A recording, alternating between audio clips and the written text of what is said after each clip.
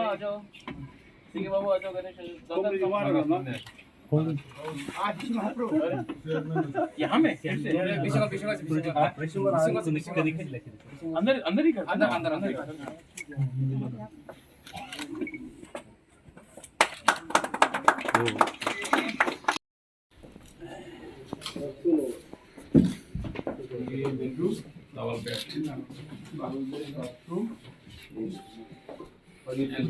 Very nice. You can keep a luggage rack, good enough, because luggage rack की water body still है, so मच्छर भी मरेगा, and they need water also, so this is a natural kind of. Ready? 1, 2, ready. Come.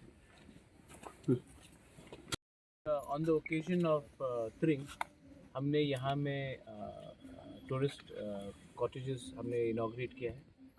खुमुलुंग park इस शायद त्रिपुरा में सबसे खूबसूरत पार्क खुमुलुंग पार्क ही है, लेकिन बहुत लोग अगरतला से नहीं जानते कि इतना खूबसूरत जगह है।